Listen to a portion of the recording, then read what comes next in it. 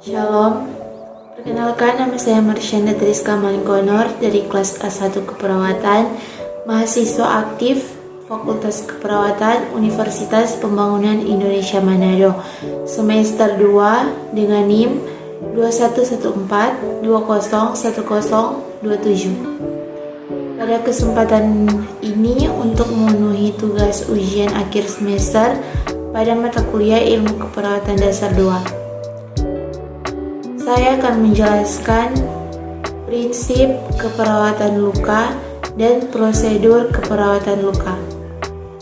Berikut ini pengertian luka. A. Pengertian luka.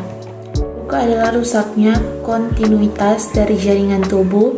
Ada beberapa istilah yang digunakan untuk menjelaskan luka.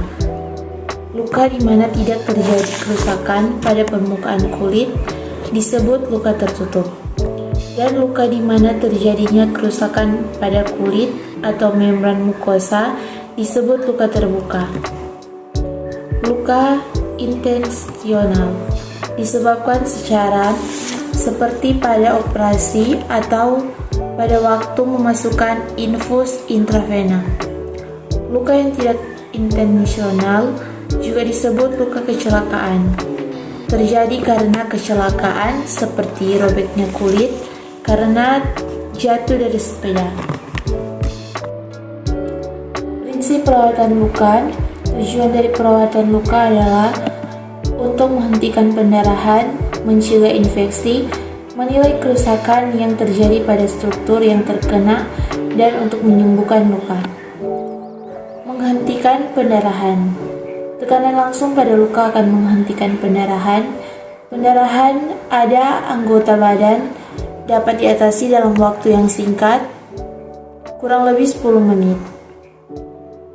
Dengan menggunakan manset pneumomanometer dipasangkan pada bagian proksimal pembuluh arteri. Menggunakan torniket yang terlalu lama bisa merusak ekstremitas. Mencegah infeksi. Membersihkan luka merupakan faktor yang penting dalam pencegahan infeksi luka. Sebagian besar luka terkontaminasi saat pertama datang. Luka tersebut dapat menyandung daerah beku, kotoran, jaringan mati atau rusak, dan mungkin benda asing. Bersihkan kulit sekitar luka secara menyeluruh dengan sabun dan air atau larutan antiseptik. Air dan larutan antiseptik harus dituangkan ke dalam. Setelah membersihkan anestesi lokal, periksa hati-hati apa ada benda asing dan bersihkan jaringan yang mati. Pastikan kerusakan apa yang terjadi. Luka besar memerlukan anestesi umum. Antiseptik biasanya tidak diperlukan jika luka dibersihkan dengan hati-hati.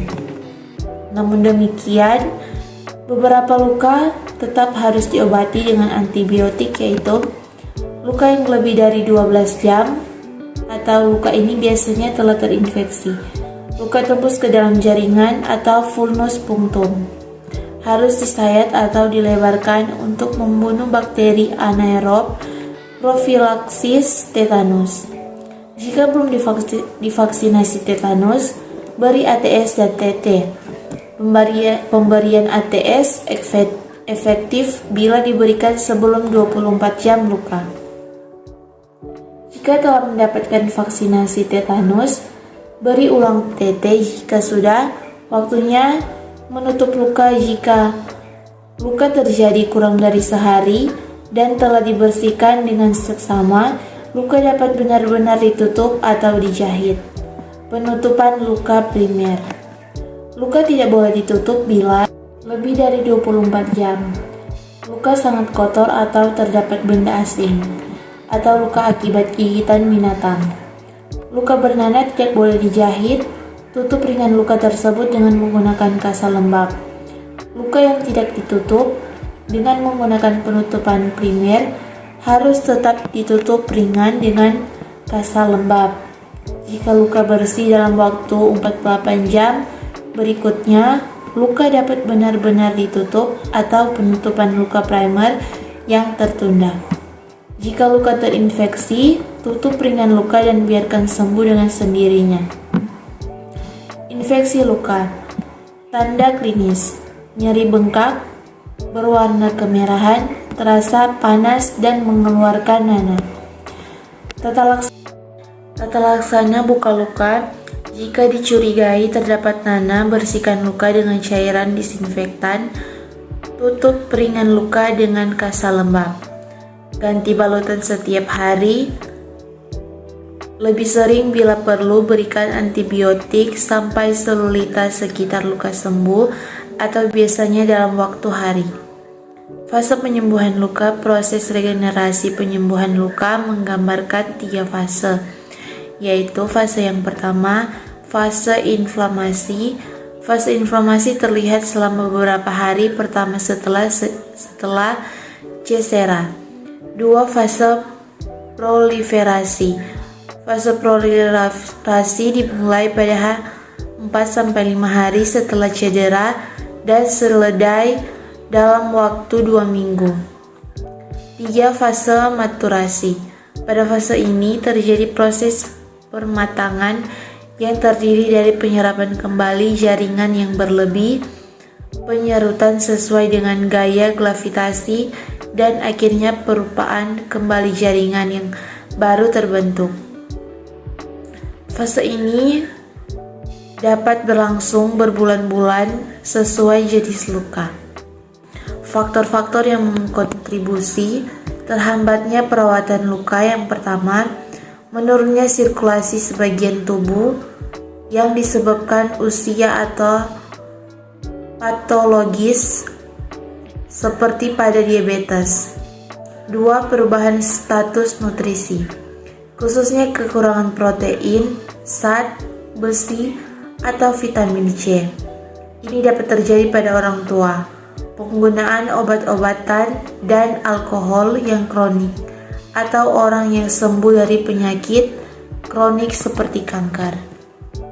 Yang ketiga, terapi farmakologi atau obat-obatan yang dapat mempengaruhi atau merubah respon inflamasi atau meningkatnya waktu koagulasi atau pembeku darah. Keempat, merokok yang secara langsung berdampak pada suplai oksigen perifer ke jaringan melalui perubahan status pernafasan kontraksi vaskular. Yang kelima, obesitas atau kegemukan, di mana jaringan lemak memiliki oksigen dan zat gizi sedikit karena vaskular yang lebih sedikit. Yang keenam, tekanan pada luka yang disebabkan oleh keadaan fisik seperti penarikan jahitan atau balutan yang ketat. Respon hormonal terhadap nyeri yang lama atau tidak hilang. Faktor fisiologi seperti ketidakseimbangan cairan dan elektrolit.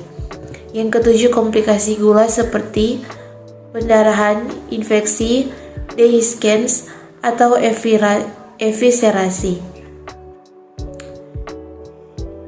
D. Perawatan luka. Yang pertama, perawatan luka dapat dilakukan secara terbuka. Perawatan luka terbuka diutamakan pada luka yang sederhana dan dangkal. Perawatan luka tertutup bertujuan untuk menjaga luka dari trauma, mengimobilis asi daerah luka, mencegah pendarahan, mencegah kontaminasi oleh kuman, mengabsorpsi drainase, meningkatkan kenyamanan fisik dan psikolog, debridement sel nekrotik. Yang kedua, indikasi pengganti balutan. Balutan kotor atau basah akibat eksternal, ada rembesan eksudut. Ingin mengkaji keadaan luka dengan frekuensi tertentu untuk mempercepat debridement atau pengangkatan jaringan nekrotik. Yang ketiga, indikasi balutan kering atau basah. Balutan basah digunakan untuk luka yang basah atau drainase. Luka kering atau drainase minimal gunakan balutan kering. Yang keempat, membersihkan luka. Luka kering cukup diusap dengan larutan antiseptik. Luka berwarna kekuningan terinfeksi dibersihkan dengan mencuci sampai puas atau nanah terangkat. Luka berwarna hitam nekrotik harus dinekromi secara mekanik atau kimia. Proses perawatan luka sederhana dengan melalui langkah-langkah yaitu: yang pertama, siapkan alat dan bahan.